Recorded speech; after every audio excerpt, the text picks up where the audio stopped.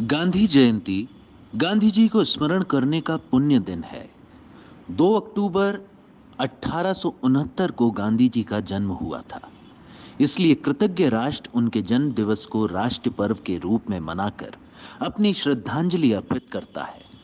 अर्चना के अगणित स्वर मिलकर इस युग के सर्वश्रेष्ठ महामानव की वंदना करता है। इस दिन स्थान स्थान पर गांधी जी के जीवन की झांकियां दिखाई जाती हैं। उनके जीवन की विशिष्ट घटनाओं के चित्र लगाए जाते हैं। गांधी जी पर प्रवचन और भाषण होते हैं।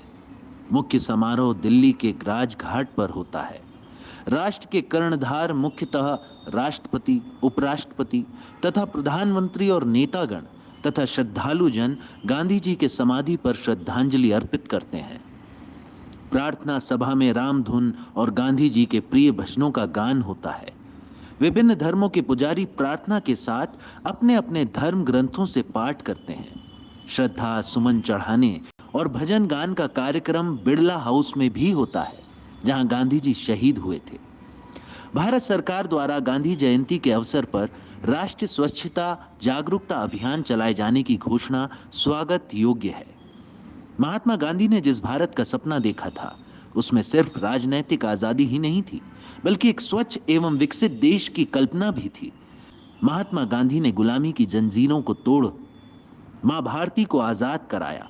अब हमारा कर्तव्य है कि हम सभी मिलकर गंदगी को दूर करके भारत माता की सेवा करें। हम सभी भली भांति जानते हैं कि यह अभियान तभी सफल हो सकेगा जब सभी भारतवासी सच्चे मन से गांधी जी के विचारों और उनकी कार्य प्रणाली को आत्मसात करेंगे। हम जानते हैं कि दुनिया के जो भी देश स्वच्छ दिखते हैं, उसका कारण वहां के नागरिक गंदगी नहीं करते और ना ही होने देते हैं। हमें मालूम है कि स्वच्छता की तरफ बढ़ाया गया हमारा एक कदम पूरे भारत देश को स्वच्छ बनाने में मदद करेगा। हमारे देश की विडंबना है कि हम स्वयं गांधी जी की तरह सोच नहीं बना पाते। काम को छोटा बड़ा समझकर उसको सोचने विचारने में ही अधिकांश समय बर्बाद कर देते हैं। ये मेरा काम नहीं है, उसका काम है, जैसी धारणा का हमारे मन में गहरी पेट है। जबकि बापू ये मानते थे कि अपनी सेवा किए बिना कोई दूसरों की सेवा नहीं कर सकता है। दूसरों की सेवा किए बिना जो अपनी ही सेवा करने के इरादे से कोई काम शुद्ध करता है, वो अपनी और संसार की हानि करता है। वे खुद कैसे दूसरों के लिए प्रेरणा बन जाते थे, इस पर एक प्रेरक प्रसंग देखिए।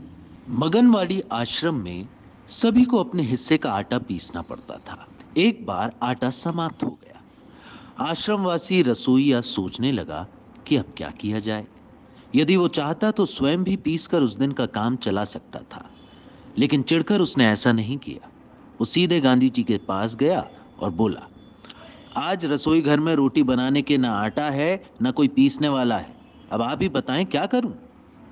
गांधी जी ने शांत भाव से कहा, इसमें चिंता की कोई बात नहीं है, चलो मैं चलकर पीस देता हूं। बापू अपना काम छोड़कर गेहूं पीसने बैठ गए। जब रसोइया ने गांधी जी को चक्की चलाते देखा तो उसे बड़ी आत्मग्लानि हुई।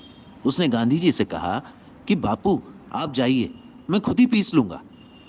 इसका गहरा प्रभाव केवल रसोइया पर नहीं बल्कि सभी व्यक्तियों पर पड़ा। आइए स्वच्छता अभियान से जुड़कर स्वच्छता शपथ में उल्लेखित बिंदुओं पर आज ही अमल करते हुए देश को स्वच्छ बनाने की दिशा में अपना अमूल्य योगदान देने के लिए आगे आए और भारत को स्वच्छ बनाए। जय हिंद, जय भारत।